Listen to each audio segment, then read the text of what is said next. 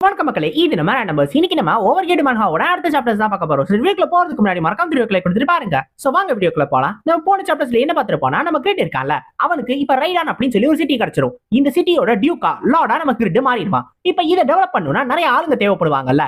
So அதுக்காக ஒரு முக்கியமான ஆளை கூப்பிடுறதுக்காக கேசன் கேனியனுக்கு போயிருப்பான். அங்கதான் பியாரோ இருப்பான். ஆரம்பத்துல பியாரோவை அவனை எதிர்த்து சண்டை போடுவான். பியாரோ ஒரு கட்டத்துல தோல்வியை ஒத்துக்குருவான். ஆனா பிரச்சனை என்ன அப்படின்னா, பியாரோ நான் உன்னோட நைட்டா வரவே மாட்டேன் அப்படின்னு சொல்லிடுவான். அப்ப அவன் கிட்ட எப்படியோ பேசி, நீ நைட்டாலாம் வரவேனா, என்னோட கெஸ்டா ரைடானுக்கு வா, அப்புறம் வந்துட்டு நீ நைட்டா மாறதா இல்லையான்றத முடிவு பண்ணிக்கோன்னு சொல்லிடுவான். இதனால பியாரோவும் இவன் கூட வரதுக்கு ஒத்துக்குருவான். அப்ப போற வழியில இவங்க பேட்டியான தாண்டி போக வேண்டியதா இருக்கும். ஆனா அங்க இருக்கிற ஏர்ல் அஷூர் அவனுக்கு நம்ம கிரிட்ட சுத்தமா பிடிக்காது. ஏன்னா ஆரம்பத்துல அந்த பேக்மாவோட புக்கை எடுக்க சொல்லி அவன் தான் அந்த மிஷனை கொடுத்திருப்பான். சோ அவன் திருப்பி நம்ம கிரிட் கிட்ட சண்டை போடுறதுக்காக வந்திருப்பான். இதோட தான் நம்ம போன சாப்டர்ஸ் விட்டுட்டு போறோம். இப்போ இதுல இருந்து கண்டினியூ பண்ணுவோம். இந்த ஒரு சாப்டர் ஆரம்பிச்சதும் அந்த ஏர்ல் அஷூர் தன்னோட ஸ்ட்ராங்கஸ்டான ஒரு ஸ்பெல்ல யூஸ் பண்ணிருப்பான்ல, ஒரு எஸ் கிளாஸ் மேஜிக், அதுதான் ஆஸ்ட்ரல் ப்ரொஜெக்ஷன். சோ இந்த ஒரு ஸ்பெல்ல யூஸ் பண்ணி பியாரோவை அட்டாக் பண்ணிடுவான், நம்ம கிரிட்டையும் அட்டாக் பண்ணிடுவான். நம்ம கிரிட்டுக்குமே அதிகப்படியான டேமேஜ் போயிருக்கும். இப்ப அந்த 3 செகண்ட் கரெக்டா முடிய போகுது. வெறும் 3 செகண்ட் மட்டும் தான் அவனோட சோலை அவனால தனியா பிரிக்க முடியும். அந்த 3 செகண்ட் கரெக்டா முடிய போகுது. இப்ப இந்த பியாரோ இருக்கான்ல, இவன் இதை எதிர்பார்த்திருக்கவே மாட்டான். ஆக்சுவலா பியாரோ இந்த மாதிரியான ஒரு டெக்னிக்கா அந்த ஏர்ல் அஷூர் யூஸ் பண்ணுவான் அப்படின்னு அவன் யோசிச்சிருக்கவே மாட்டான். அந்த ஒரு காரணத்தினாலதான் தனக்கு இந்த அளவுக்கு டேமேஜ் இருக்கு. இருந்தாலும் ஒரு கிரேட் மியூசிஷியனா உண்மையிலே சூப்பரா பெர்ஃபார்ம் பண்றான். ஒருவேளை அவனோட சோல் அந்த அளவுக்கு டேமேஜ் கொடுக்குதுன்னா, அப்ப சோலே இல்லாத இந்த பாடி தாங்குதா இல்லையான்னு பாத்துருவோமான்னு சொல்லி அதை அட்டாக் பண்றதுக்காக போவான். ஆனா அந்த நேரத்துல கரெக்டா அந்த சோல் இருக்குல்ல, ஏர்ல் அஷூரோட சோல் திருப்பி அவனோட பாடிக்கு ரிட்டர்ன் ஆயிரும். ரிட்டர்ன் ஆன உடனே அந்த செகண்ட்ல ஒரு பெரிய ஷாக் வேவ். இதை நம்ம பியாரோ எதிர்பார்த்திருக்கவே மாட்டான். அப்ப இது என்ன அப்படின்னா, இந்த ஆஸ்ட்ரல் ப்ரொஜெக்ஷன் முடிஞ்ச உடனே திருப்பி அவங்க சோல் ரிட்டர்ன் ஆகிறப்ப கிரியேட் ஆகக்கூடிய ஷாக் வேவ் தான் இது. இந்த ஷாக் வேவ் தான் நம்ம பியாரோ திருப்பி பின்னாடி தள்ளும். இப்ப இந்த சான்ஸை யூஸ் பண்ற நம்ம ஏர்ல் அஷூர் இருக்கான்ல, அவன் நம்ம கிரிட்ட மொத்தமா காலி பண்ணணும்னு முடிவு பண்ணி நம்ம கிரிட்ட அட்டாக் பண்றதுக்காக வருவான். ஏன்னா கிரிட்டுக்கு டேமேஜ் போயிருக்குன்றது அவனுக்கு ஏற்கனவே தெரியும். இப்ப நம்ம கிரிட்ட காலி பண்ணிட்டா கணக்கு முடிஞ்சிரும்ல, அதுக்காக தான் கிரிட்ட அட்டாக் பண்ண வருவான். ஆனா பிரச்சனை என்ன அப்படின்னா, நம்ம கிரிட் கரெக்டா அவனை அட்டாக் பண்ணி திருப்பி பின்னாடி தள்ளிடுவான். அவன் எதிர்பார்த்திருக்கவே மாட்டான். அவனோட பேரியர் போட்டிருந்தாலும் அந்த பேரியரையும் உடைச்சு அதையும் தாண்டி அட்டாக் பண்ணிருப்பான் நம்ம கிரிட். என்னன்னு பார்த்தா தன்னோட ஃபெயிலியரை வெளில எடுத்திருப்பான். நம்ம கிரிட் டோர் அண்ட் ரிங்கை யூஸ் பண்ணி உடனே ஹீல் பண்ணி டக்குன்னு ஃபெயிலியர் எடுத்து இவன் அட்டாக் பண்ண ஆரம்பிச்சிருவான். அப்ப நம்ம கிரிட் ஏர்ல் அஷூரை பார்த்து சொல்லுவான், நீ தானே சொன்ன ஒரு விஷயத்த பண்ணா நம்ம தான் பண்ணோம் அப்படின்னு, அதனால நானும் முடிவு பண்ணிட்டேன், இந்த சண்டைய நானே போடுறேன்னு சொல்லி டிரான்செண்டட் லிங்க் ஆக்டிவேட் பண்ணுவான். இப்ப வரிசையா அவனை சுத்தி அட்டாக்ஸ் பட்டுக்கிட்டே இருக்கும். நம்ம ஏர்ல் அஷூரால நம்பவே முடியாது. ஏன்னா அவன் ஆரம்பத்துல பார்க்கும்போது ஒரு வீக்கான ஆளா இருந்தா, ஆனா இப்ப இந்த அளவுக்கு ஸ்ட்ரென்த் வச்சிருக்கான். வெறும் ஒரு 1-1.5 வருஷத்துல இவ்வளவு ஸ்ட்ரென்த் யாரால அச்சீவ் பண்ண முடியுமா என்ன? அதுவும் இல்லாம இவனை பத்தின ரூமர்ஸ் எல்லாம் வந்தப்ப அதை நான் நம்பவே இல்லை. ஆனா இப்ப நேர்ல பார்க்கும்போது தான் எனக்கு தெரிய வருது, இவன் இந்த அளவுக்கு ஸ்ட்ராங்கான ஒரு ஆளா இருக்கா. ஆனா அன்னைக்கு டேலண்டே இல்லாம இருந்த ஒரு ஆளு, அவ்வளவு வீக்கான ஒரு ஆளு இவ்வளவு ஸ்ட்ராங்கா மாற முடியுமா என்ன? இப்ப அவனை பார்க்கும்போது ரொம்ப ரொம்ப நோபலான ஒரு டிக்னிஃபைடான எக்ஸ்பீரியன்ஸோட இருக்கான். இப்ப இந்த மாதிரியான ஒரு ஆளா அவனால எப்படி சேஞ்ச் ஆக முடியும்? இவனை பார்க்கும்போது இவன் கூட என்னாலே சண்டை போட முடியல, நான் ஒரு கிரேட் மெஜிஷியன், என்னாலேயே இவனை எதிர்த்து சண்டை போட முடியலன்னா அப்ப இவன் எவ்வளவு ஸ்ட்ராங்கா மாறி இருக்கான். இவன் எம்பையர்ல ஒரு ஸ்ட்ராங்கான ஒரு ஆளா மாறுறதுக்கு நிறைய வாய்ப்பு இருக்கு அப்படின்னு உனக்கு புரிஞ்சு போயிடும். இப்போ உடனே அவனை பார்த்து சொல்லுவான், எம்பையர்லாம் ஒன்னும் ஒரே நாள்ல கட்டி முடிச்சிட முடியாது. ஸ்ட்ரென்த்தை உருவாக்கணும்னா அதுக்கு டைம் தேவை. அந்த டைம் இன்னும் உனக்கு இல்ல அப்படின்னு சொல்லி இன்ஃபர்னோ ஹார்பூன் அப்படின்னு சொல்லி ஒரு பெரிய அட்டாக்கை யூஸ் பண்ணுவான். இப்ப அவன் என்ன சொல்லுவானா, அந்த ஏர்ல் அஷூர் இவ்வளவு தூரம் அவன் பில்ட் பண்ணி கொண்டு வந்த அந்த ஸ்ட்ரென்த் அவனுக்கு டைம் மூலமா கிடைச்சது. கொஞ்சம் கொஞ்சமா இந்த ஸ்ட்ரென்த்தை பில்ட் பண்ணி வச்சிருக்கான். இப்ப இந்த ஸ்ட்ரென்த்தை யாராலையும் உடைக்க முடியாது, அதுவும் திடீர்னு புதுசா வந்தவனால ஒண்ணுமே பண்ண முடியாது அப்படின்னு சொல்லுவான்.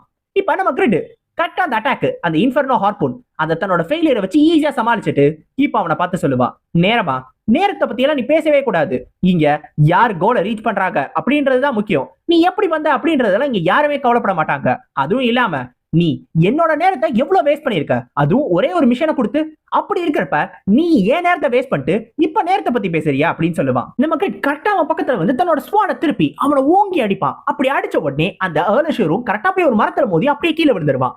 இப்ப நமக்கு அவன் பக்கத்துல போயிட்டு, இப்ப நீ ஏன் சொல்லக்கூடாது, டியூ கிரிட் ப்ளீஸ் என்ன மன்னிச்சு விட்டுருங்கன்னு வேணா சொல்லு அப்படின்னு சொல்லுவான். இப்ப இந்த ஏர்ல் அஷூர் யோசிச்சு பார்ப்பான். இப்ப ஆரம்பத்துல நம்ம கிரிட்ட முதல்ல பார்த்தப்ப அவன் எப்படி இருந்தா அப்படின்ற அந்த தோற்றம் கரெக்டா இந்த ஏர்ல் அஷூருக்கு இன்னுமே ஞாபகம் இருக்கு. இவன் ரொம்ப ரொம்ப மோசமான ஒரு ஆளா இருந்தா, பேராசை அதிகமா இருந்துச்சு. ஆனா அதே நேரத்துல அவனுக்கு தன்னை மாத்திக்கணும் அப்படின்ற எண்ணம் கூட சுத்தமா இல்ல. ஆனா அப்படி இருந்த ஒரு ஆளு இப்ப ஒரு டிக்னிஃபைடான ஒரு நோபலான அப்பியரன்ஸை வச்சிருக்கான்.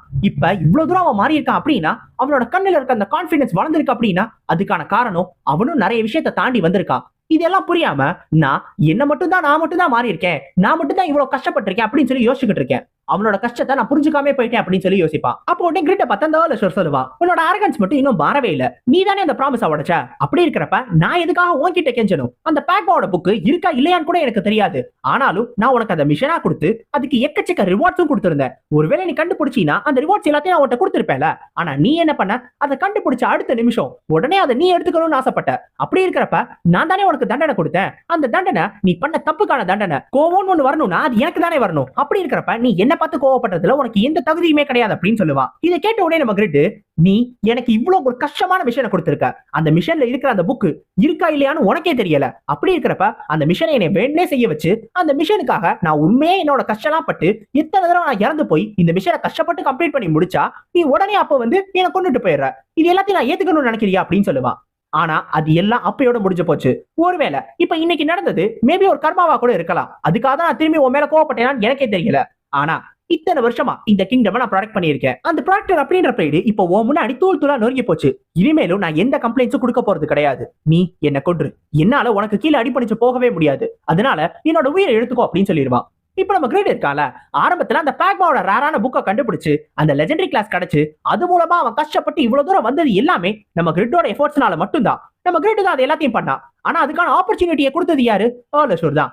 ஏர்ல் அஷூர் மட்டும் இல்லைன்னா பேக்மாவோட சக்சஸரா மாறதுக்கான ஒரு ஆப்பர்ச்சுனிட்டி நம்ம கிரிட்டுக்கு கிடைச்சிருக்குமான்னு கேட்டா கண்டிப்பா கிடைச்சிருக்காது. அது மட்டும் இல்லாம நம்ம கிரிட்டுக்கு ஒன்னு ரெண்டு விஷயம் அந்த மிஷனை பண்ணும்போது ஒழுங்காவே போகல, அது எல்லாத்துக்கும் காரணம் ஏர்ல் அஷூர் தான் அப்படின்னு சொல்றது கண்டிப்பா கரெக்டான விஷயமா இருக்காது. என்னதான் அந்த மிஷனை கொடுத்திருந்தாலும் அதை அக்செப்ட் பண்ணது நம்ம கிரிட்டோட முடிவு தான். அப்படி இருக்கிறப்ப நம்ம கிரிட் எல்லா குறையும் கொண்டு போய் எல்லா தப்பையும் கொண்டு போய் ஏர்ல் அஷூர் தான் பண்ணா அப்படின்னு அவன் மேல பழி போடுறது கண்டிப்பா சரியா இருக்காது அப்படின்றத நம்ம கிரிட் புரிஞ்சுக்கிடுவான்.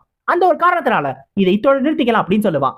அப்போ ஏர்ல் அஷூரும் கேட்பான், நீ என்ன அப்படியே விட்டுற போறியா, என்ன மன்னிச்சிட போறியா, என்ன கொல்ல போறது இல்லையான்னு கேட்கும்போது நம்ம கிரிட்டும் சொல்லிடுவான், அப்புறம் பத்தி எனக்கு தெரியல, ஆனா இப்போதைக்கு உன்னை கொல்லணும் அப்படின்ற எண்ணம் எனக்கு கிடையாதுன்னு சொல்லிடுவான். ஆனா இதை கேட்ட உடனே அந்த ஏர்ல் அஷூருக்கு கொஞ்சம் ஷாக் ஆயிடும். இதுக்கு வாய்ப்பே கிடையாது, நான் ஒரு ஏர்ல், ஆனா நான் ஒரு டியூக்கே அட்டாக் பண்ணிருக்கேன். அப்படி இருக்கிறப்ப இந்த விஷயத்தை நீ அப்படியே விட்டுட்டு போயிட முடியாது, அதுக்கப்புறம் உன்னோட மரியாதை தான் கெட்டு போயிடும். அதுவும் இல்லாம கண்டிப்பா என்கிட்ட இருந்து உனக்கு ஏதாவது தேவைதானே, அதுவும் இல்லாம நீ ரிவார்டே இல்லாம எந்த ஒரு விஷயத்தை செய்யவே மாட்டியே, அப்படி இருக்கிறப்ப இந்த விஷயத்தை மட்டும் எப்படி செய்வா அப்படின்னு சொல்லி அவனுக்கு ஒரு டவுட் வர ஆரம்பிச்சிடும். இப்ப நம்ம கிரிட்டுக்கும் புரிஞ்சிடும், இவனை இப்படியே விட்டுட்டு போனா நாளை பின்ன தன்னோட மரியாதைக்கு ஏதாவது கெட்ட பேர் வந்துரும்னு. ஏன்னா ஒரு டியூக்ல ஒரு ஏர்ல் அவன் மேல கை வச்சு அப்படியே விட்டுட்டு போனா சும்மா போய் விட மாட்டானுங்களா, ஏதாவது தப்பா பேசுவானுங்கல்ல, அதனால இவன் கிட்ட இருந்து ஏதாவது வாங்கலாம் அப்படின்னு சொல்லி முடிவு பண்ணிடுவான். ஃபர்ஸ்ட் அதுக்கு வேற ஒருத்தட்ட கேட்கணும். அதனால பியாரோவை பார்த்து, ஏப்பா பியாரோ நீ என்ன பண்ற அப்படின்னா, இவன் லைட்டா அங்கிட்டு இங்கிட்டு நவுந்தான்னு வச்சுக்கோவேன், இவன் மண்டை மேலே கொட்டு, இவனை கொஞ்ச நேரம் பாத்துக்கோ, நான் ஒரு முக்கியமான வேலை இருக்கு அப்படின்னு சொல்லிட்டு டக்குன்னு வந்து லாவுல கான்டாக்ட் பண்ணுவான். அப்போ லாவலும் கிரிட், நீங்க எல்லாருமே யார் யாரெல்லாம் சொன்னீங்களோ அவங்க எல்லாருமே ரைட் ஹேண்ட்க்கு போயிட்டாங்க, நான் சீக்கிரமாவே அங்க போயிருவேன், நீங்க எப்போ வர போறீங்க அப்படின்னு சொல்லி கேட்பான். அப்ப நம்ம கிரிட்டும் சொல்லுவான், நான் பேட்ரியான்ல இருக்கேன், இன்னும் கொஞ்ச நேரத்துல நான் முக்கியமான கெஸ்டையும் கூட்டிட்டு அந்த இடத்துக்கு வந்துருவேன். ஆனா அதுக்கு முன்னாடி உனக்கு ஏர்ல் அஷூர் தெரியும் தானே, அந்த பேட்ரியானோட லார்டு, அந்த ஏர்ல் அஷூர் கிட்ட ஏதாவது ஒண்ணு கேட்கணும் அப்படின்னா என்ன கேட்கணும் அதை மட்டும் நீ என்கிட்ட சொல்லு அப்படின்னு சொல்லுவான். நம்ம லாவலும் நல்லா யோசிச்சுட்டு, ஓ பேட்ரியானோட லார்டா, அந்த கிரேட் மியூசிஷியன் பத்தி தானே பேசுறீங்க, அவர்கிட்ட இருந்து உங்களுக்கு ஏதாவது வேணும் அப்படின்னா அப்ப உங்களால ஒரே ஒரு விஷயம் மட்டும் தான் கேட்க முடியும், நீங்க அந்த ஒரு பொக்கிஷத்தை மட்டும் தான் அவர்கிட்ட இருந்து வாங்கணும் அப்படின்னு நம்ம சொல்லுவான். இப்ப நம்ம கிரிட்டும் சரி இனிமேல் நான் பாத்துக்கிறேன்னு சொல்லிட்டு டக்குனு ஏர்ல் அஷூர் கிட்ட வந்து, குடு உன்னோட பையனை குடு அப்படின்னு சொல்லி கேட்பான். இதை கேட்ட உடனே ஏர்ல் அஷூருக்கு ஒண்ணுமே புரியாது, என்ன உளறிக்கிட்டு இருக்க, என்னோட பையன் ஒன்னும் ஒரு பொருள் கிடையாது, அப்படி இருக்கிறப்ப என்னோட பையனை எப்படி என்னால கொடுக்க முடியும், அதுக்கு பதிலா நான் வேற என்ன வேணாலும் தரேன், என் பையனை மட்டும் கேட்காதன்னு சொல்லும் போது எனக்கு வேற எதுவுமே தேவை கிடையாது, ஆனா உன்னோட பையன் மட்டும் தான் வேணும், உன்னோட பர்சனாலிட்டி ஏன் இப்படி இருக்கு அப்படின்றது எனக்கு புரிஞ்சு போயிடுச்சுதான். உன்னோட ஒய்ஃப் ஏற்கனவே ஒரு டிசீஸ்னால செத்து போயிட்டாங்க, உன்னோட பையன் ஒரு வாரியரா இருந்து செத்து போயிட்டான், இப்ப மிச்சம் இருக்கிறது உன்னோட ரெண்டாவது பையன் பிளான் மட்டும் தான். அந்த பையனை நீ கஷ்டப்பட்டு சின்ன வயசுல இருந்து வளர்த்திருக்க, அப்படி ஒரு பையனை விட்டு கொடுக்க கண்டிப்பா உனக்கு மனசு வராதுன்றது எனக்கு தெரியும், ஆனா நீ அவனை தான் என்கிட்ட கொடுக்கணும், அவனை மட்டும் தான் நான் எடுத்துட்டு போவேன் அப்படின்னு சொல்லுவான். இதை கேட்ட உடனே அவனுக்கு ஒண்ணுமே புரியாது. ஏர்ல் அஷூருக்கு ரொம்ப கோவம் வந்து, நீ இப்படியே பேசிக்கிட்டு இருந்தீங்கன்னா நான் சும்மா விட மாட்டேன், நீ என்னை எரிச்சு கொண்டாலும் சரி கண்டிப்பா என்னோட பையனை நான் தரவே மாட்டேன், என் பையன் உன்கிட்ட வரவே மாட்டான் அப்படின்னு சொல்லிடுவான். இது எல்லாத்தையும் கேட்ட உடனே நம்ம கிரிட்டுக்கும் கோவம் வர ஆரம்பிச்சிடும். நான் ஒரு தடவை தான் சொல்லுவேன், ஒழுங்கு மரியாதையா நான் என்ன கேட்கிறேனோ அதை கொடுத்துரு, அப்படி கொடுக்கல அப்படின்னா உன் பின்னாடி உனக்கு தான் ரொம்ப ரொம்ப பெரிய பிரச்சனை வரும் அப்படின்னு. இது எல்லாத்தையும் பேசிக்கிட்டு இருக்கும் போது கரெக்டா அந்த இடத்துக்கு அந்த பிளாண்டே வந்துருவான். அவ உடனே நம்ம கிரிட்ட பார்த்துட்டு, டியூ கிரேட் போதும் இத்தோட நிறுத்திக்கலாம், நான் உங்க கூட வரேன், அதனால எங்க அப்பாவை எதுவும் பண்ணிடாதீங்க அப்படின்னு சொல்லுவான். இதை கேட்ட உடனே ஏர்ல் அஷூருக்கும், பிளான் நீ என்ன பேசிக்கிட்டு இருக்க, நீ இதுக்குள்ள சம்பந்தப்படாத, இது என்னோட பிரச்சனை, இதை நான் பாத்துக்கிறேன், நீ ஒழுங்கு மரியாதை திருப்பி பேலஸ்க்கு போன்னு சொல்லும் போது, இல்லப்பா நான் கண்டிப்பா இதை பண்ணிதான் ஆகணும் அப்படின்னு சொல்லுவா. இப்ப இதை கேட்ட உடனே ஏர்ல் அஷூருக்கு திரும்பி கோவம் வந்துரும். நம்ம கிரிட்ட பார்த்து, கிரிட் நீ மட்டும் என் பையனை கூட்டிட்டு போறேன்னு எனக்கு தெரிய வந்துச்சு. அந்த காட் யாட்டான் கிட்ட என்னோட சோலை விக்கணும்னாலும் பரவாயில்ல, அதிகப்படியான பவரை வச்சு கண்டிப்பா நான் உன்னை இங்கேயே கொண்டுருவேன். ஒழுங்கு மரியாதை இங்க இருந்து போயிரு, என் பையனை எதுவும் பண்ணாத அப்படின்னு சொல்லுவான். ஆனா அப்போ உடனே அவங்க பையன் வந்து, அப்பா போதும், நீங்க நான் ஏதாவது படிக்க போறேன், ரொம்ப ஊருக்கு படிக்க போறேன் அப்படின்னு சொல்லி நினைச்சுக்கோங்களேன். நீங்க ஏன் நான் இங்க இருந்து அப்படியே மொத்தமா போயிடுறேன்னு நினைக்கிறீங்க? நான் கண்டிப்பா திருப்பி வருவேன், எல்லாத்தையும் கத்துக்கிட்டு ஒரு நல்ல பையனா திருப்பி உங்ககிட்டயே வருவேன். அது வரைக்கும் நீங்க உங்களை பாத்துக்கணும், இந்த சாப்பாடையும் ஸ்கிப் பண்ணிடாதீங்க, டெய்லியும் மறக்காம சாப்பிடுங்க. நீங்க ஆரோக்கியமா இருக்கிறத பாக்குறது தான் எனக்கு ரொம்ப சந்தோஷமா இருக்கும். நான் திரும்பி வரும்போது நீங்க கண்டிப்பா நல்ல நிலைமையில இருக்கணும் அப்படின்னு சொல்லுவான். இது எல்லாத்தையும் கேட்ட உடனே நம்ம கிரேட், சபா ஏப்பா நான் முழுசா சொல்லாததுனாலதான் இந்த மாதிரிலாம் பிரச்சனைன்னு நினைக்கிறேன். நான் ஒன்னும் உன்னோட பையனை அப்படியே தூக்கிட்டுலாம் போறது இல்ல, நான் ஒன்னும் அவ்வளவு பெரிய வில்லலாம் கிடையாது. ஜஸ்ட் எனக்கு இப்ப நிறைய ஆளுங்க தேவைப்படுறாங்க, நான் ஒரு முக்கியமான வேலைக்காக ஆளுங்களை தேடிக்கிட்டு இருக்கேன். அதுக்கு உன்னோட பையனை கொடுத்தீங்கன்னா எனக்கு ஹெல்ப்ஃபுல்லா இருப்பான். உன் பையனை என்கிட்ட விடு, ட்ரைனிங் எடுக்கிற மாதிரி நினைச்சுக்கோ. உன் பையனுக்கு தேவையான ட்ரைனிங் எல்லாம் கொடுத்து திருப்பி உன்னோட பையனை நான் உன்கிட்டே அமுச்சு வச்சிடுறேன். என்னோட வேலை முடிஞ்சோடனே உன் பையன் உன்கிட்டே வந்துருவான். அப்ப பாரு, உன்னோட பையன் உன்னையும் விட ரொம்ப ரொம்ப ஸ்ட்ராங்கான ஒரு ஆளா மாறி இருப்பான். நீயே அவனை பார்த்து ரொம்ப ஆச்சரியப்படுவேன்னு சொல்லுவான். இப்ப நம்மளுக்கு அப்படியே வேற ஒருத்தனை காட்டுவாங்க. சோ இவன் இந்த யூனிஃபைட் ரேங்கிங்ஸ் எல்லாத்தையும் செக் பண்ணிக்கிட்டு இருப்பான். அதுல 3வது இடத்துல கிறிஸ் திருப்பியும் அந்த 3rd கிளாஸ் அட்வான்ஸ்மெண்ட்டை கம்ப்ளீட் பண்ணிட்டான் அப்படின்றத பத்தி தெரிஞ்சிருக்கும். இப்ப 3rd கிளாஸ் அட்வான்ஸ்மெண்ட் அவன் கம்ப்ளீட் பண்ணிட்டானா அப்ப நம்ம இன்னும் நிறைய எஃபோர்ட்டா போட்டாகணும். அதே மாதிரி இந்த டஞ்சன் நான் கிட்டத்தட்ட 15 மணி நேரத்தை செலவு பண்ணிட்டேன். இனிமேலும் என்னால இந்த இடத்துல நேரத்தை செலவு பண்ண முடியாது. நான் ஈஸ்டர்ன் கான்டினென்ட்க்கு வந்ததுக்கான காரணமே இதுக்கு மூலமா நிறைய டைட்டில்ஸ் கிடைக்கும் அப்படின்றதுனால மட்டும்தான். ஆனா நான் திருப்பி வெஸ்டர்ன் கான்டினென்ட்க்கு போகணும், ஏன்னா அங்கதான் லெவலப் ஆக முடியும். சோ அங்க போயிட்டு கொஞ்சம் லெவலப் ஆயிட்டு திருப்பி ஈஸ்டர்ன் கான்டினென்ட்டோட ஒரு முக்கியமான பகுதியை வந்து அட்டாக் பண்ணும். அப்பதான் எனக்கு இன்னும் நிறைய டைட்டில்ஸ் நிறைய எக்ஸ்பீரியன்ஸும் கிடைக்கும் அப்படின்னு சொல்லுவான். ஆக்சுவலா இவன் யாரு அப்படின்னா, இவன் தான் கிராவுகல். இவன் தான் ஸ்கை ஓவர் த ஸ்கை, இந்த மொத்த கேமோட நம்பர் 1 பிளேயர், யூனிஃபைட் ரேங்கிங்ஸ்ல ஃபர்ஸ்ட் இருக்கிற ஆளு. இப்ப இவனை தான் காட்டுவாங்க. இவன் அடுத்து ஒரு முக்கியமான இடத்துக்கு போயிட்டு இருக்கான். இப்ப இதே நேரத்துல அடுத்து நம்மளுக்கு கிரிட்டை காட்டுவாங்க. நம்ம கிரிட் ரைடானுக்கு போயிட்டு இருப்பாப்புல. ஃபர்ஸ்ட் ஒரு பாலைவனத்தை கடந்து தான் ரைடானுக்குள்ள போகணும். ஆக்சுவலா அது ஒரு பாலைவனத்துக்கு நடுவுல தான் இருக்கு. இப்ப அந்த இடத்துக்கு போயிட்டு இருக்கும் போது அப்போ உடனே நம்ம பியாரோவை பார்த்து கேட்பான், ஆமா நீ அஷூர் கூட சண்டை போட்டியே, அது எப்படி இருந்துச்சு? அஷூர் உண்மையிலே ஸ்கில்டா தானே இருந்தா அப்படின்னு சொல்லும் போது, ஆமா நான் நினைச்சதை விட அவன் உண்மையிலே ரொம்ப ஸ்கில்டா இருந்தான், ஆனா ஒருவேளை அவன் ஆர்பை யூஸ் பண்ணியிருந்தானா அப்ப அந்த சண்டை வேற மாதிரி போயிருக்கும் அப்படின்னு நம்ம பியாரோ சொல்லுவான். ஆக்சுவலா அஷூர் சண்டையில ஸ்டாஃப் மட்டும் தான் யூஸ் பண்ணா. ஒரு ஸ்டாஃபால மேஜிக் ஆம்பிளிஃபிகேஷனையும் காஸ்டிங் ஸ்பீடை ரெடியூஸ் இந்த மாதிரியான விஷயங்கள் மட்டும் தான் பண்ண முடியும். ஆனா இது எல்லாத்தையும் தாண்டியுமே கூட அஷூர் ரொம்ப ரொம்ப ஸ்ட்ராங்கா இருந்தா. அதுலயே முக்கியமா அவனோட ஆஸ்ட்ரல் ப்ரொஜெக்ஷன், அத நம்ம கிரிட் ஹோலி லைட் ஆர்மர் வச்சு சமாளிக்க வேண்டியதா போச்சு. ஒருவேளை ஹோலி லைட் ஆர்மர் இல்லாம போயிருந்துச்சு, நம்ம கிரிட்டுக்கு அப்பவே சர்வைவல் ஸ்கில் ஆக்டிவேட் ஆயிருக்கும். இந்த அளவுக்கு ஸ்ட்ராங்கான ஒரு ஆள் தான் அஷூர். நம்ம கிரிட் இந்த ஒரு அட்டாக் தன்னோட ஆர்மர் வச்சு தான் ஃபேஸ் பண்ணிருப்பான். ஆனா அப்படி இருக்கிறப்ப அப்பயே நம்ம கிரிட்டுக்கு இவ்வளவு டேமேஜ் போயிருக்கு. ஆனா எந்த ஒரு ஆர்மரும் இல்லாம இந்த ஒரு அட்டாக்க ஃபேஸ் பண்ணி அப்பயும் கூட எதுவுமே நடக்காத மாதிரி நிக்கிறானே இந்த பியாரோ. இவன் எந்த மாதிரியான ஒரு மான்ஸ்டரா இருக்கணும்னு சொல்லி நம்ம கிரிட் யோசிச்சுக்கிட்டு இருப்பான். அப்போ உடனே பியாரோவை பார்த்து ஒரு முக்கியமான கேள்வி கேட்பான்.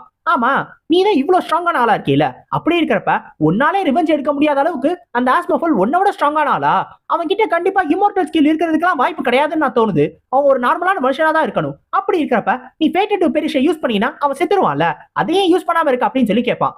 அப்போ உடனே பியாரோ சொல்லுவான், அவன் ஸ்ட்ராங்ன்றதுனால என்னோட ரிவெஞ்சை கம்ப்ளீட் பண்ண முடியாம இல்ல, என்னால அந்த சகாரன் எம்பேருக்கு போக முடியாது. நான் இங்க போனாலே என்ன கொல்றதுக்கு மொத்த எம்பேர்ல இருக்க படைகளே அமுச்சு வைப்பாங்க, ஏன்னா நான் ஒரு துரோகி. அந்த மொத்த பேரை சமாளிச்சு என்னால ஆஸ்மோஃபல்ல நெருங்கவே முடியாது. அந்த காரணத்தினாலதான் என்னோட ரிவெஞ்சுக்கு இன்னொருத்தர் தேவைப்படுறாங்க. இருந்தாலும் நீ கொஞ்சம் ப்ரிப்பேர் ஆயிக்கோ, ஏன்னா வர வேண்டிய ஆளுங்கள்லாம் வந்துகிட்டு இருக்காங்கன்னு சொல்லுவான். யாரு வரா? எதுவுமே இல்லையேன்னு சொல்லும் போது நிறைய மான்ஸ்டர்ஸ் வருது. என்னது மான்ஸ்டரா? ஒரு எறும்பு கூட என் கண்ணுக்கு தெரியல, போடாடே என்ன கண்ணுக்கிட்டே தெரியலையா நமக்கு ரெண்டு கேட்டுக்கிட்டு இருப்பான். ஆனா டக்குன்னு பார்த்தா அந்த இடத்துல ஒரு பெரிய வார்ம் வந்து நிக்கும். ரொம்ப ரொம்ப பெரிய வார்ம். அச்சச்சோ எனக்கு பூச்சினாலே பிடிக்காதே, இது என்ன இத்தனை கால் பூச்சியா இருக்கு, கேவலமா இருக்கே அப்படின்னு சொல்லி நம்ம கிரிட் பயந்துகிட்டு இருப்பான். நம்ம கிரிட் வேற வழியே இல்லாம அது கூட சண்டை போட ஆரம்பிச்சிருவான். ஆக்சுவலா நம்ம கிரிட் அது எதிர்த்து சண்டை போடுவான், ஆனா அது ரொம்ப ரொம்ப ஸ்ட்ராங்கான ஒன்னா இருக்கும். நம்ம கிரிட் அதோட அட்டாக்க பிளாக் பண்ணாலும் நம்ம கிரிட்டுக்கு அதிகமான அளவு டேமேஜ் போகும். கிட்டத்தட்ட அந்த ஏன்ஷியன் வெப்பன் வந்துச்சுல, அந்த அளவுக்கு ஸ்ட்ராங்கான ஒன்னா இருக்கணும். இப்ப நம்ம கிரிட்டும் சரி ஃப்ளை மேஜிக்கை யூஸ் பண்ணி கொஞ்சம் தூரமா போயிட்டு அப்படியே ரேஞ்சர் அட்டாக்கை யூஸ் பண்ணி இதை அடிப்போம் அப்படி பண்ணலாம்னு சொல்லிட்டு பறக்க ஆரம்பா. அங்க எங்க போற, இந்த பக்கவா அப்படின்னு சொல்லிட்டு இன்னொரு வாம் அவனை தலையில தட்டி கீழே படுக்க வச்சிரும். என்னடா இது இத்தனை வாம் வந்துருச்சு அப்படின்னு சொல்லி நம்ம கிரிட்டுக்கே ஒண்ணுமே புரியாது. எல்லா பக்கம் வந்து சுத்தி முத்தி அடிக்க ஆரம்பிச்சிருங்க.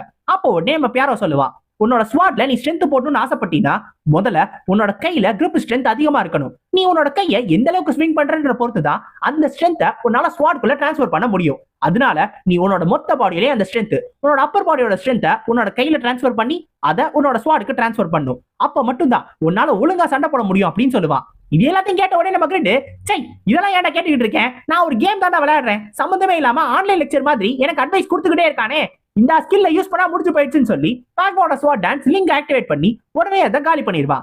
என்னதான் ஸ்ட்ராங்கா இருந்தாலும் நான் ஸ்கில்ல யூஸ் பண்ணேன்னா எதாலே நிக்கவே முடியாது. அதுவும் இல்லாம இந்த மாதிரியான மான்ஸ்டர் இந்த இடத்துல அதிகமா இருக்கும்ல, அப்ப நான் சீக்கிரமாவே லெவலப் ஆயிடலாம், இனிமேல் இதை பண்றதுதான் கரெக்டா இருக்கும் அப்படின்னு சொல்லி நம்ம கிரிட் யோசிப்பான். அப்ப நம்ம பியாரோ திருப்பி அட்வைஸ் கொடுப்பான். ஆனா நம்ம கிரிட்டுக்கு அதெல்லாம் தேவையே கிடையாது. நான் ஸ்கில்ல யூஸ் பண்ணா ஈஸியா முடிச்சுட்டு போகுது, யாருக்கு வேணும் உன்னோட அட்வைஸ், தூக்கி கடாசி போடு அப்படின்னு சொல்லி நம்ம கிரிட் அவன் பாட்டுக்கு சந்தோஷமா அடிக்க ஆரம்பிச்சிருவான். இப்ப இந்த பியாரோ என்ன யோசிப்பான் அப்படின்னா, இந்த கிரிட் அவனோட பேச்சை எதையுமே கேட்க மாட்டான், தன்னோட அட்வைஸை எதையுமே கேட்க மாட்டான். இருந்தாலும் இந்த கிரிட் ஒன்னும் அந்த அளவுக்கு ஸ்டூபிடான ஆள் கிடையாது. ஏன்னா அவனோட ஸ்கில் எல்லாமே நல்லாவே அதிக லெவல்லயும் இருக்கு. அதே இடத்துல அந்த ஸ்கில்ஸை கரெக்டா எப்படி யூஸ் பண்ணணும் அப்படின்றதும் அவனுக்கு தெரிஞ்சிருக்கு.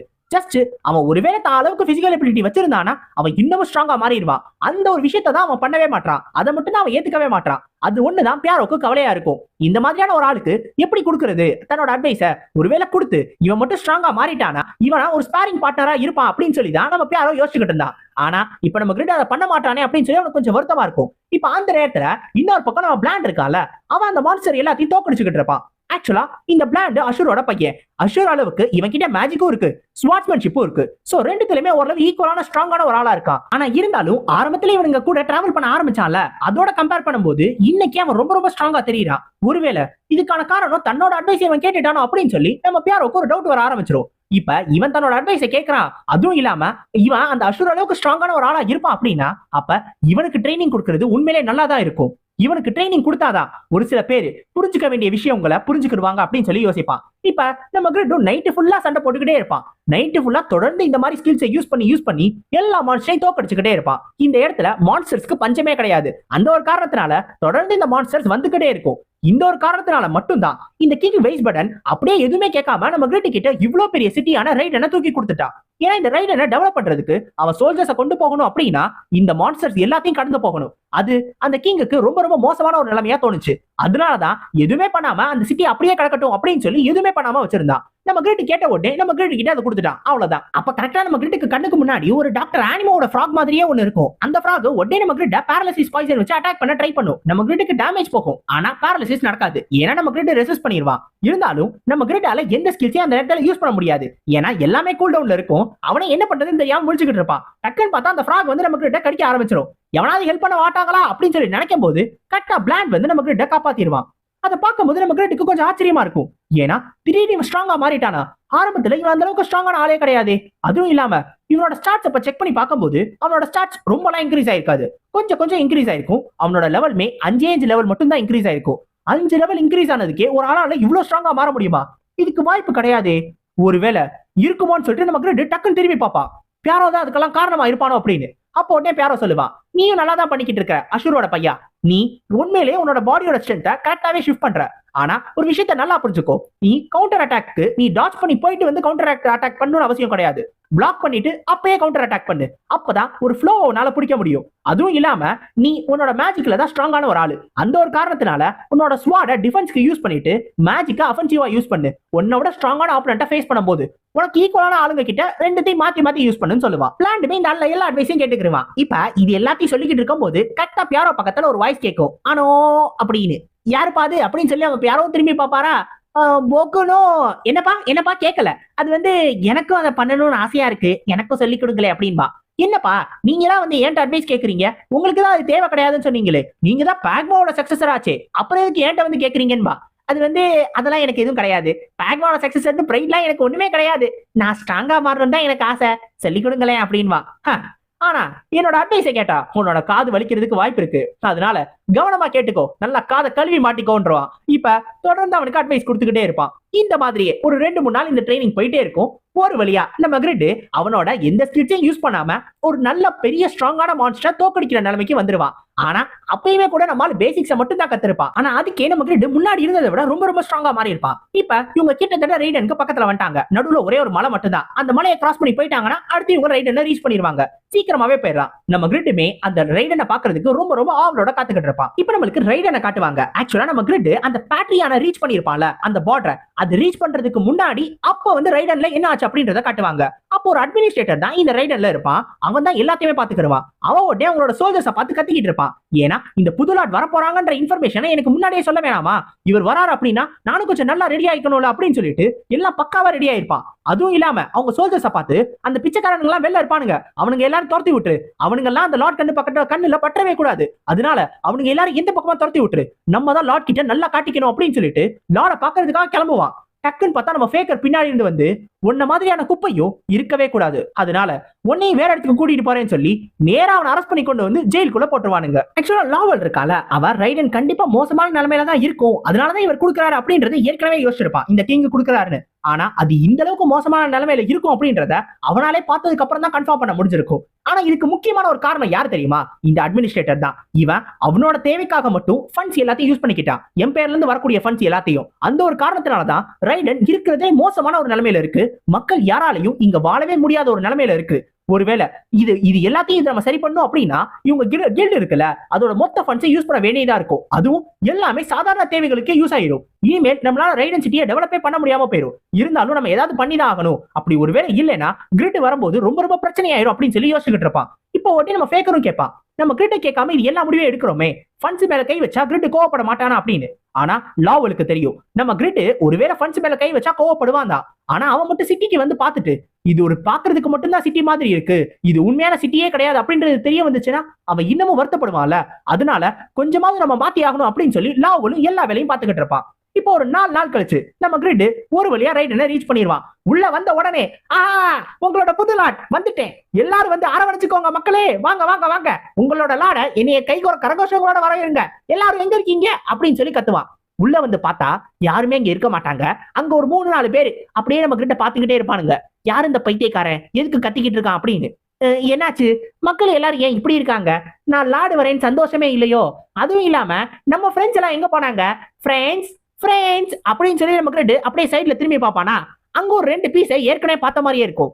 இந்த 2 மூஞ்சியை நான் இங்கேயோ பார்த்திருக்கேனே, ஆனா என்ன வினோதமான வேலையெல்லாம் பார்த்துக்கிட்டு இருக்கு, யார் இது அப்படின்னு நம்ம கிட்ட யோசிக்கும் போது உடனே அவனுங்க சொல்லுவானுங்க, நான் தான் லாவல் ஐயா, நான் தான் ரேகஸ், நாங்க தான் இருக்கோம் அப்படின்னு. அதை பார்த்ததும் நம்ம கிட்ட யோசிப்பாப்புல, இங்க என்ன நடக்குது, இங்க என்ன இவனுங்க ஏன் இப்படி இருக்கானுங்க அப்படின்னு சொல்லி அவனுக்கு ஒண்ணுமே புரியாது. இப்போ நம்ம கிட்ட சிட்டியோட எல்லா விஷயத்தையும் செக் பண்ணி பார்ப்பான். செக் பண்ணி பார்த்துட்டு சிட்டி எந்த அளவுக்கு ஒரு மோசமான நிலைமையில இருக்குன்றத பார்த்து நம்ம கிட்ட ரொம்ப டென்ஷன் ஆயிடுவான். அதுவும் இல்லாம அந்த ஆளு என்னை ஏமாத்திட்டாரு, இந்த ஆளு ஏமாத்தி இந்த மாதிரியான ஒரு விஷயத்தை என்கிட்ட கொடுத்துட்டாருல, நான் அந்த ஆளு ஒத்துக்கவே மாட்டேன், அந்த ஆளு ஒரு கேவலமான கிங்கா இருக்காரு அப்படின்னு சொல்லி கத்திக்கிட்டே இருப்பான். ஆக்சுவலா இந்த சிட்டில இப்ப கரண்ட்ல ஒரு 20,000 பேர் இருக்காங்க.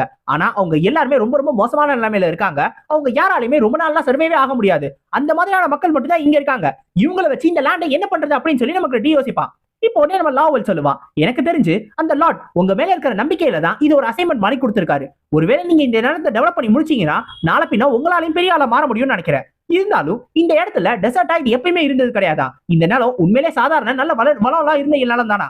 ஆனா டெசர்டிபிகேஷன் ஒரு 10 வருஷத்துக்கு முன்னாடி தான் ஆரம்பிச்சிருக்கு. அதிகப்படியான மண் வந்து இந்த இடத்துல சூழ ஆரம்பிச்சிருச்சு. அதுக்கப்புறம் தான் மான்ஸ்டர்ஸ் எல்லாரும் இந்த இடத்துல வர ஆரம்பிச்சுங்க. இந்த மான்ஸ்டர் இருந்த காரணத்தினாலேயே இந்த மக்களுக்கு எந்த விதமான ஹெல்ப்பையும் அனுப்ப முடியாம அந்த கிங்டமும் அப்படியே விட்டுட்டாங்க. இந்த ரைடனும் இப்படியே இருந்துருச்சு. சோ இப்ப இந்த ரைடன்லயுமே அதுக்கப்புறம் இந்த மக்களுக்கு வேற வழியே இல்லாத காரணத்தினால இருக்கிற லாடும் ஓடி போயிட்டாரு அப்படின்றதுனால வேற யாரையாவது தேடி போகணும்னு சொல்லி பேட்ரியான்ல போய் கேட்டிருக்காங்க. ஏர்லஷூர் என்ன இருந்தாலும் ஹெல்ப் பண்ணுவாரு, ஆனா ஏர்லஷூரால பேட்ரியானை விட்டுட்டு வர முடியாது. அந்த ஒரு காரணத்தினால அவர் ஹெல்ப் பண்ண முடியாதுன்னு சொல்லிட்டாரு. இந்த மக்களாலையும் ஒண்ணுமே பண்ண முடியல. அவங்களுக்கு மிச்சம் இருந்தது ஒரே ஒரு ஆப்ஷன் மட்டும் தான். எட்டல் கிங்டம்ல யாரும் ஹெல்ப் பண்ணலனா நேரா பக்கத்துல இருக்கிற எம்பையருக்கு போகணும், அதாவது சகாரன் எம்பையருக்கு போகணும்னு சொல்லி அங்க இருக்கிற ஆளுங்கள்ட்ட போய் கேட்டிருக்காங்க. சகாரன் எம்பையரும் இவங்களுக்கு ஹெல்ப் பண்ணணும்னு முடிவு பண்ணிட்டாங்க. ஏன்னா சகாரன் எம்பையருக்கு இது ஒரு நல்ல சான்ஸ் மொத்தமா எட்டல் கிங்டம் அப்சர்வ் பண்றதுக்கு. அதனால ஹெல்ப் பண்றதுக்கு முடிவு பண்ணிருக்கானுங்க. அவனுங்க அப்பப்ப கொஞ்சம் ஆளுங்களை அனுப்பிச்சு வைப்பானுங்க. அந்த ஆளுங்க எல்லாரும் வந்து இந்த மான்ஸ்டர் எல்லாரும் தோக்கடிச்சு அந்த நிலத்தை மட்டும் காப்பாத்திட்டு போவாங்க. ஆக்சுவலா இந்த நிலத்துக்கு இருக்குல்ல இந்த ரைடான், இதுக்கு பக்கத்துல ஒரே ஒரு ஆறு மட்டும் ஓடுது. அந்த ஆறு இருக்கிறதுனால மட்டும்தான் இந்த மக்களால உயிரோட இருக்க முடியுது. ஏன்னா அதுல கிடைக்கிற தண்ணியை வச்சுதான் கொஞ்சம் விவசாயம் பண்ணி இவங்க எல்லாத்தையும் இன்னும் பண்ணிட்டு இருக்காங்க. ஒருவேளை அந்த ஆறு இல்லாம போயிடுச்சுன்னா கஷ்டம் தானே. அந்த ஆர்கிட்ட இருக்கிற மான்ஸ்டரை மட்டும் தோக்கடிக்கிறதுக்கு அப்பப்ப அந்த சகாரன் எம்பையர்ல இருந்து ஆளுங்க வருவானுங்க. ஆனா அவனுங்களுமே போக போக இவங்கள்ட்ட அதிகமான அளவு காசு கேட்க ஆரம்பிச்சிட்டானுங்களா. அதுக்கு பதிலா மினரல்ஸ் அதிகமா கொடுங்கன்னு சொல்லி நிறைய கேட்க ஆரம்பிச்சிட்டாங்களா. மக்களால ஒண்ணுமே பண்ண முடியல. பசி பட்னின்னு எல்லாம் ரொம்ப மோசமான நிலைமையில போயிட்டு இருக்கு. இப்ப இது எல்லாத்தையும் கேட்ட உடனே நம்ம கிரிட்டுக்கு ஒரு டவுட் வரும். இவ்வளவு மக்களும் இவ்வளவு கஷ்டப்படுறாங்க அப்படின்னா ஏன் இந்த இடத்த விட்டு போகாம இங்கே இருக்காங்க, அதுக்கான காரணம் என்னன்னு சொல்லி கேட்கும் போது அப்பதான் நம்ம லாவல் இன்னொரு இன்ஃபர்மேஷனை சொல்லுவான். ஆக்சுவலா இந்த டெசர்டிஃபிகேஷன்லாம் நடந்துச்சுல 10 வருஷத்துக்கு முன்னாடி, அதுக்கு முன்னாடி இந்த இடத்துல வேற ஒரு பிரச்சனை இருந்துச்சு. அதுதான் வேம்பயர்ஸ். இந்த வேம்பையர்னால ரைடானுக்கு நிறைய பிரச்சனை வந்துச்சுன்னு சொல்லுவான். அதுல நிறைய மக்கள் அந்த வேம்பையர்ஸ் கிட்ட இறந்து போயிட்டே இருந்தாங்களா. இதை கேட்ட உடனே நம்ம கிரிட்டுக்கு ஒரு மாதிரி உடம்பு சிலுக்க ஆரம்பிச்சிடும். அவன் ஏற்கனவே ஒரு வேம்பையரை மீட் பண்ணிருப்பான்ல, அது அவளா இருப்பாளோ, அவள மாதிரியான ஆட்களை பத்தி தான் பேசுறானு சொல்லி யோசிக்க ஆரம்பிச்சிருவான். ஆக்சுவலா இந்த வேம்பையர்ஸை எதிர்க்கிறதுக்காக அதுக்கு முன்னாடி இருந்த ஒரு லார்டு இங்க இருக்கிற மக்கள்ல நிறைய பேரை கூட்டிட்டு போயிருக்காராம். அவரு இங்க இருக்கவங்கள ஒரு பெரிய ட்ரூப்பை கூட்டிட்டு மொத்தமா அந்த வேம்பையர்ஸை அழிச்சிட்டு வரேன்னு சொல்லி 10 வருஷத்துக்கு முன்னாடி கிளம்பி இருக்காரு. ஆனா அவர் இன்னும் திருப்பி வரவே இல்லை. இங்க இருக்கிற மக்கள் எல்லாருமே அவங்களோட ஃபேமிலிஸ் போயிடுச்சுல, அவங்க எல்லாரும் என்னைக்காவது ஒரு நாள் திருப்பி வந்துருவாங்க அப்படின்ற நம்பிக்கையோட தான் இன்னமும் எவ்வளவு கஷ்டம் இருந்தாலும் இந்த இடத்திலே வாழ்ந்துகிட்டு இருக்காங்க. அந்த மக்கள் திரும்பி வரணுன்றதுக்காக. இருந்தாலும் அது வரமாட்டாங்கன்றது அவங்களுக்கும் தெரியும். இருந்தாலும் அவங்க நம்பிக்கையை விட்டுறக்கூடாதுல்ல. ஒருவேளை அவங்க விட்டுட்டாங்கன்னா அந்த போன ஆளுங்களோட நம்பிக்கை என்ன ஆகுறது? அதனால மட்டும்தான் எவ்வளவு கஷ்டப்பட்டாலும் செத்தாலும் பரவாயில்லன்னு சொல்லி இங்கே இருக்காங்க. இப்ப நம்ம ஓவர்கேட் கில்டு இங்க வந்துட்டதுனால தண்ணி கிட்ட இருக்கிற மான்ஸ்டர் எல்லாத்தையும் இவங்க தோக்கடிச்சிருவாங்க. ஆரையும் கொஞ்சம் கொஞ்சமா கனெக்ட் பண்ணி கொண்டு வந்துருவாங்க. ஆனா அது இப்போதைக்கு இருக்கிற ப்ராப்ளம்ஸ் மட்டும் தான் ஃபேஸ் பண்ண முடியும். அதுக்கப்புறம் இவங்களுக்கு அந்த மக்களை இன்னும் நல்லா பாத்துக்கணும் அப்படின்னா அதுக்கு நிறைய ஃபண்ட்ஸ் தேவை. ஆனா இங்க ஓவர்கேட் கில்ட மொத்தமா பாத்துக்கிறது யாரு? நம்ம கிரிட்டுக்கு பணம் தான் இருக்கிறதே ரொம்ப முக்கியம். இப்ப இந்த மாதிரியான ஒரு ஆள் எந்த மாதிரியான ஒரு டிசிஷனை எடுப்பான் அப்படின்றத பாக்குறதுக்கு நம்ம லாவுக்குமே ஒரு மாதிரி டவுட்டா தான் இருக்கும். அப்போதே நம்ம கிரிட் சொல்லுவான், சே, நான் டியூக்கா மாறினதுல இருந்து ஒரு விஷயம் கூட நல்லா நடக்கவே இல்லை. சரி, நம்ம மக்கள் எல்லாரையும் முதல்ல காப்பாத்துவோம், ஃபர்ஸ்ட் என்ன பண்ணுன்றத சொல்லு அப்படின்னு சொல்லுவா. ஏன்னா என்ன இருந்தாலும் நம்ம கிரிட்டும் நல்லவன் தான், இந்த மக்களை அப்படியே விட்டுருவானா என்ன, அதனாலதான் அவனுமே நல்ல விதமா நடந்துக்கிறேன்னு சொல்லுவான். அப்போதே லாவலும் சரி, நீங்க பண்றதுக்கு ஒரு முக்கியமான வேலை இருக்கு, வாங்க நான் கூட்டிட்டு போறேன்னு நேரா பிளாக் ஸ்மித்துக்கு கூட்டிட்டு போவான். அங்க போன வட்டியே நம்ம கிரிட் கிட்ட ஒரு விஷயத்தையும் சொல்லுவான். அதை கேட்டு நம்ம கிரிட் ரொம்ப டென்ஷன் ஆயிடுவா. என்னடா சொன்ன, என்ன சொன்ன, என்ன பார்த்து ஃபார்மிங் டூல்ஸ் உருவாக்க சொல்றியா? என்ன மாதிரியான ஒரு கிரேட் பிளாக் ஸ்மித்தை பார்த்து ஃபார்மிங் டூல்ஸ் உருவாக்க சொல்றியா? உனக்கு என்ன தைரியம் இருக்கணும் அப்படின்னு சொல்லி கேட்க ஆரம்பிச்சோனே கொஞ்சம் பொறுமையா இருங்க. இப்போதைக்கு ஃபார்மிங் எக்யூப்மெண்ட் தான் இருக்கிறதுல நெசசரி. நீங்க ஸ்வாட் எல்லாம் செஞ்சு வச்சு அதை வச்சு யார் கூட நம்ம சண்டை போட போறோம்? முதல்ல ஃபார்மிங் எக்யூப்மெண்ட் செய்யணும், இந்த நேரத்தை டெவலப் பண்ணும், அதுதான் ரொம்ப முக்கியம் அப்படின்னு சொல்லுவா. இதை கேட்டோடனே நம்ம கிரிட்டோ எனக்கு இப்ப புரிஞ்சிருச்சு. ஒருவேளை ஃபார்மிங் எக்யூப்மெண்ட்ஸ் எல்லாம் நான் இப்ப செஞ்சு அது எல்லாத்தையும் மக்கள்கிட்ட கொடுத்தேன்னா அப்புறமா அவங்கள்ட்ட இருந்து நான் காசு வாங்கிக்கலாம்ல, இப்ப கொடுக்கலனா என்ன, அப்புறமா டபுள் மடங்கு காசு போட்டு வாங்கிக்கலாம், இதுதான் கரெக்டான யோசனை அப்படின்பா. அப்போதே நம்ம லாவலும் சரி அதெல்லாம் இருக்கட்டும், முதல்ல இவங்க 2 பேரும் யாரு, நீங்க இன்ட்ரோடியூஸே பண்ணி வைக்காம இருக்கீங்களேன்னு சொல்லும் போது, ஆமா நான் சொல்ல மறந்துட்டேல, நீங்க 2 பேரும் என்ன பண்றீங்க? இப்போ உங்க 2 பேருக்கும் கண்டிப்பா போர் அடிக்கும்ல, ஏன்னா எனக்கு நிறைய வேலை இருக்கு, அதனால நீங்க 2 பேருக்கும் பண்றதுக்கு வேலையே கிடையாது. பேசாம நீங்க ஏன் இந்த ஃபார்மிங்ல போய் கலந்துக்க கூடாது? ஏன்னா இப்ப இந்த லேண்ட்ல எதுவுமே இல்ல, சோ அதை டெவலப் பண்ணும் அப்படின்னா நம்ம நிறைய விஷயத்த செஞ்சாகணும். ஒருவேளை அதுல போய் நீங்க கலந்துக்கிட்டீங்க அப்படின்னா உங்களுக்கும் கொஞ்சம் போர் அடிக்காமல இருக்கும்ல அப்படின்னு சொல்லி கேட்பா. இப்ப நம்ம பிளாண்டால இதை ஏத்துக்கவே முடியாது, ஏன்னா அவன் ஒரு நோபலோட பையன். அந்த மாதிரி ஒரு ஆளை போய் இந்த மாதிரி ஃபார்மிங் பண்ணுன்னு சொன்னா அது உண்மையிலே ஏத்துக்க முடியாத விஷயமா இருந்தாலும் நம்ம பிளாண்ட் இப்போ ஒரு ஹாஸ்டேஜா வந்திருக்கா.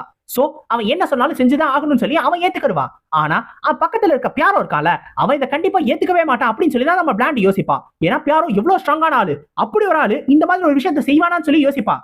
ஆனா நம்ம பியாரோக்கு அது பிரச்சனையே கிடையாது, அவன் இதை செஞ்சுறேன் அப்படின்னு சொல்லுவான், நான் போய் அதை பாத்துக்கிறேன்னு சொல்லுவான். ஆக்சுவலா பியாரோவை பொறுத்த வரைக்கும் இதுவுமே ஒரு வகையான ட்ரைனிங் தான். சோ இந்த ட்ரைனிங் பண்றதுல என்ன தப்பு இருக்கு அப்படின்னு சொல்லி யோசிப்பான். அதுவும் இல்லாம தன்னோட ரிவெஞ்சை தான் கம்ப்ளீட் பண்ணிட்டா அதுக்கப்புறம் தனக்கும் ஏதாவது ஒரு வேலை வேணும்ல, அதனால அதுக்கப்புறம் என்ன பண்ண போறோம் அப்படின்றத இப்பவே முடிவு பண்ணணும்னு சொல்லி முடிவு பண்ணிட்டான் நம்ம பியாரோ. இப்ப நம்ம கிரிட்டும் லாவல திரும்பி பார்த்து, லாவல் நீ இவங்க 2 பேருக்கும் என்ன வேலை கொடுக்கணுமோ அதை தெளிவா கொடு, நான் மிச்ச வேலையை பாத்துக்கிறேன், இது உனக்கான டாஸ்க் அப்படின்னு சொல்லி அவனை அனுப்பிச்சு வச்சிருவான். கடைசி வரைக்கும் அவன் யாருன்னு கேட்டப்ப இவங்க 2 பேரும் சொல்லி இருக்கவே மாட்டான். இப்ப நம்ம லாவலே யார் அப்படின்றத கேட்டு தெரிஞ்சுக்கிடுவான். ஆக்சுவலா இவனாவது அஷூரோட பையன் பிளாண்ட் ஒரு நோபல் அப்படின்றது அவனுக்கு தெரிஞ்சிருச்சு. ஆனா இந்த பிச்சைக்காரன் யாரு, இந்த பிச்சைக்காரனை எதுக்கு இவர் இங்க கூட்டிட்டு வந்தாரு, சம்பந்தமே இல்லாம பிச்சைக்காரனையா தேடிக்கிட்டு இருந்தாரு அப்படின்னு சொல்லி யோசிச்சுட்டு இருப்பான். ஆக்சுவலா பியாரோவை பத்தி தான் பேசுறான். பியாரோ உண்மையிலே யார் அப்படின்றது லாவலுக்கு தெரியாது. இப்போ உடனே லாவலுக்கு தெரியலனாலும் அவங்க லார்டு சொல்லியிருக்கால, அதனால நான் லாவல், நான் தான் கிரிட்னிமோட அட்வைசர், இந்தாங்க இது 2 பேரும் எடுத்துக்கோங்கன்னு சொல்லி அவங்க 2 பேர் கையிலேயே ஃபார்மிங் எக்யூப்மெண்ட்ஸ் கொடுப்பான். இப்ப இதை வச்சுதான் இவங்க இந்த இடத்த மாத்தணும். ஆக்சுவலா இந்த இடத்துல எதையாவது விளைய வைக்கணும் அப்படின்னா முதல்ல பிளாட்டான சர்ஃபேஸா மாத்தணும்ல. அதுவும் இல்லாம இந்த இடம் நிறைய கல்லும் பாறையுமா இருக்கு. முதல்ல இந்த பாறை எல்லாத்தையும் ரிமூவ் பண்ணும், அதுக்கப்புறம் இந்த ஃபார்மிங் டூல்ஸை யூஸ் பண்ணி நீங்க உழுக ஆரம்பிச்சிடணும். இந்த இடத்த நீங்க இப்போதைக்கு எடுத்துக்கோங்க. ஒருவேளை உங்களுக்கு ஏதாவது தெரியல அப்படின்னா பக்கத்துல இருக்கிற மக்கள்கிட்ட கேளுங்க, அவங்க சொல்லி தருவாங்க. ஒருவேளை உங்களுக்கு டயர்ட் ஆயிடுச்சுன்னா பக்கத்திலே போய் ரெஸ்ட் எடுத்துக்கோங்க, அதுக்கப்புறம் வேற யார்ட்டையாவது கொடுங்க, அவங்க வேலையை பாத்துக்குவாங்க அப்படின்னு சொல்லிட்டு சொல்லுவான். ஆக்சுவலா நம்ம லாவலுக்கு இப்ப இந்த ஃபார்மிங்லயே ஒரு பிரச்சனை இருக்கு அப்படின்றது நல்லாவே தெரியும். ஆக்சுவலா 20,000 மக்களையுமே இவங்க ஃபார்மிங்ல மொத்தமா ஈடுபடுத்தி இருக்காங்க. ஆனா வெறும் 3,000 ஃபார்மிங் எக்யூப்மெண்ட்ஸ் மட்டும் தான் இருக்கு. சோ மிச்சம் இருக்கிற மக்கள் எல்லாருமே அவங்களோட வெறுங்கையால தான் எல்லாத்தையுமே பண்ணியாகணும். அது எஃபிஷியன்சியை குறைக்க ஆரம்பிச்சிடும். அந்த மக்களுக்குமே சீக்கிரமா டயர்ட் ஆக ஆரம்பிச்சிடும், எதுவுமே பண்ண முடியாது. அந்த ஒரு காரணத்தினால நம்ம லாவலே நிறைய வேலையை பார்க்க வேண்டியதா இருக்கும். ஆனா வேற வழியே கிடையாது, அது எல்லாத்தையும் பார்த்துதான் ஆகணும். சோ தன்னோட கீயை யூஸ் பண்ணி அவனும் சுத்தி இருக்கிற கல் எல்லாத்தையும் எடுத்து போட ஆரம்பிச்சிருவான். இது எல்லாத்தையும் பார்த்த உடனே நம்ம பிளாண்டுக்கு தோணும், பேசாம நானும் மேஜிக்கை யூஸ் பண்ணலாம்ல, மேஜிக்கை யூஸ் பண்ணா இது எல்லாத்தையும் ஈஸியா ரிமூவ் பண்ணிடலாமேன்னு. அப்போ உடனே நம்ம பேரோ சொல்லுவா, என்னது மேஜிக்கை யூஸ் பண்ணுமா, உன்னோட பாடியை நீ ட்ரெயின் பண்ணவே வேணாம்னு நினைக்கிறியா என்ன, உன்னோட பாடியை ட்ரைனிங் பண்ணி ஆகணும், இது ஒரு முக்கியமான லேர்னிங்கா இருக்க போகுது, உன்னோட பாடியை நீ நல்லா யூஸ் பண்ணினாதான் உனக்கு வேர்வை ஊத்தும், அந்த வேர்வை தான் உன்னோட லேர்னிங்கை காட்டும், நீ ஒழுங்கா அதை பண்ணு, இது உண்மையிலே உனக்கு ஒரு நல்ல வாய்ப்பா இருக்க போகுதுன்னு சொல்லுவா. இப்ப கொஞ்ச நேரம் ஆனதுக்கு அப்புறம் நம்ம லாவல பாக்குறதுக்காக பியாரோ வருவா. அப்போ உடனே நம்ம லாவல், என்னாச்சு உங்களுக்கு டயர்ட் ஆயிடுச்சா, நீங்க உங்களோட ஃபார்மிங் எக்யூப்மெண்ட்டை வேற யார்ட்டையாவது கொடுங்க, கொஞ்ச நேரம் போய் ரெஸ்ட் எடுங்க அப்படின்னு சொல்லிக்கிட்டு இருப்பா. ஆனா பியாரோ அதுக்காக வந்திருக்க மாட்டா. நீ ஏதோ சொன்னீல அந்த நிலத்தை நான் மொத்தமா உழுது முடிச்சிட்டேன், அடுத்து என்ன பண்ணும், வேற ஏதாவது வேலை இருக்கா அப்படின்னு சொல்லி கேட்கறதுக்காக வந்திருப்பான். அதை பார்த்த உடனே லாவலுக்கு ரொம்ப அதிர்ச்சியா இருக்கும். ஏன்னா இவன் கிட்ட ரொம்ப ரொம்ப பெரிய நிலத்தை ஒப்படைச்சான். ஆனா அந்த நிலத்தையே வெறும் 1 மணி நேரத்துல மொத்தமா உழுது முடிச்சிட்டான். இதுக்கு வாய்ப்பே கிடையாது, எப்படி இதை பண்ண அப்படின்னு சொல்லி யோசிப்பான். அவன் மட்டும் கிடையாது, பிளாண்ட் இருக்கான்ல, அவனுமே ரொம்ப ரொம்ப வேகமா வேலை பார்த்துக்கிட்டு இருப்பான். அதை பார்க்கும்போது அவனுக்கே கொஞ்சம் ஆச்சரியமா இருக்கும். உடனே அவன் பியாரோ கிட்ட, சரி அப்படின்னா நீங்க அந்த முன்னாடி இருக்கிற நிலத்தை பாத்துக்க முடியுமா, அந்த நிலத்தையும் கொஞ்சம் நீங்க உழுதுட்டு வந்துருங்களேன்னு சொல்லும் போது, சரி நான் அதை பாத்துக்கிறேன்னு சொல்லி டக்குன்னு அங்க போன உடனே தன்னோட கீயை கான்சென்ட்ரேட் பண்ண ஆரம்பிச்சிருவான். ஃபுல்லா கான்சென்ட்ரேட் பண்ணி முடிச்ச உடனே ரொம்ப வேகமா அந்த நிலத்தை கிளியர் பண்ண ஆரம்பிச்சிருவான். ஆக்சுவலா இப்ப அவனுக்கு அந்த ஃபார்மிங் எக்யூப்மெண்ட்டை எப்படி யூஸ் பண்ணணும்னு நல்லா தெரிஞ்சு போச்சு. அந்த ஒரு காரணத்தினால இப்படின்ற இன்ஸ்டன்ட்டுக்குள்ள எல்லாத்தையுமே காலி பண்ணி முடிச்சிருவான். ரொம்ப பிளாட் சர்ஃபேஸா மாத்திடுவான். இது எல்லாத்தையும் பார்த்த உடனே அவங்க 3 பேரும் வாயை பொளந்துக்கிட்டு இருப்பானுங்க, இதெல்லாம் எப்படி நடந்துச்சு அப்படின்னு. அப்போ உடனே நம்ம பியாரோ அந்த இடத்த பார்த்துட்டு, ஆமா இந்த இடத்துல நீங்க எதையாவது பண்ணும் அப்படின்னா உங்களுக்கு கண்டிப்பா நிறைய தண்ணி தேவை, நீங்க வாட்டர் வேஸ்ட் எல்லாம் கனெக்ட் பண்ணிருக்கீங்களா அப்படின்னு சொல்லி கேட்பா. ஆமா பண்ணிக்கிட்டு இருக்கோம், அதுக்கு இன்னும் கொஞ்சம் நாள் ஆகும் அப்படின்னு சொல்லி நம்ம லாவல் சொல்லும் போது, அது கேட்ட உடனே பியாரோவும், அப்படியா அப்ப இது எல்லாத்தையும் நான் உங்களுக்கு கொஞ்சம் ஈஸியா மாத்திடுறேன்னு சொல்லி டக்குனு அந்த குச்சியை எடுத்து கீழே குத்துவான். குத்திட்டு தன்னோட கீ இம்ப்ரூவ் பண்ண ஆரம்பிச்சிருவான். பண்ண உடனே அந்த மொத்த நிலமும் அதிர ஆரம்பிச்சிடும். இதுவும் நிலநடுக்கம் வந்துருச்சா அப்படின்னு சொல்லி இவனுங்களாம் பயந்துகிட்டு இருக்கும் போது, அப்போ இந்த பியாரோ கீழே இருக்கிற அந்த தண்ணியை கீழே இருந்து வெளில கொண்டு வர ஆரம்பிச்சிருவான் தன்னோட கீயை யூஸ் பண்ணி. இப்ப அந்த தண்ணி அந்த இடத்துல பீச்சுக்கிட்டு அடிக்க ஆரம்பிச்சிடும். இப்ப இதை பார்த்த உடனே நம்ம லாவலுக்கே கொஞ்சம் ஆச்சரியமா இருக்கும். அதே மாதிரி அந்த மக்களை பார்க்கும் போது அவனுக்கு கொஞ்சம் ஆச்சரியமா இருக்கும். அவன் ஆக்சுவலா இந்த சிட்டிக்குள்ள வந்தப்ப அந்த மக்கள் எல்லாருமே ரொம்ப ரொம்ப மோசமான ஒரு நிலைமையில இருந்தாங்க. ஆனா இப்ப இந்த தண்ணியை பக்கத்துல பார்த்த உடனே அந்த மக்கள் எல்லாருக்கும் ஒரு மாதிரியான சந்தோஷம். நம்ம எப்படி இருந்தாலும் தப்பிச்சிருவோம், நம்மளையும் காப்பாத்துறதுக்கு ஒரு ஆள் வந்துட்டாங்க, நம்மளால இதுல இருந்து தப்பிச்சு வந்துட முடியும் அப்படின்ற ஒரு நம்பிக்கை அதை அந்த மக்கள் கண்ணுல பாக்குறான். அதை பாக்குறதுக்கு தான் அவனுக்கு ரொம்ப ரொம்ப சந்தோஷமா இருக்கும். அவன் எல்லாத்தையுமே ப்ரெடிக்ட் பண்ணா, ஒரு ஸ்ட்ராட்டஜிஸ்டா அவன் எல்லாத்தையுமே ப்ரெடிக்ட் பண்ணா மட்டும்தான் அவனால இந்த சிட்டியை டெவலப் பண்ண முடியும். ஆனா தன்னால இந்த ஒரு விஷயத்தை ப்ரெடிக்ட் பண்ணவே முடியல. இப்படி ஒரு ஆள் வருவா அப்படின்னு சொல்லி அவன் எதிர்பார்க்கவே இல்லைன்னு சொல்லி யோசிப்பான். இப்போ உடனே பியாரோ சொல்லுவா, என்ன இது ஓகேவா, கண்டிப்பா இது ஒரு நல்ல விஷயமா இருக்குல்ல அப்படின்னு. அப்பதான் லாவல் யோசிப்பான், இந்த மாதிரியான ஒரு ஃபார்மர் வருவார்னு நான் எதிர்பார்க்கவே இல்லை, இதை நான் ப்ரெடிக்ட் பண்ணவே இல்லை அப்படின்னு.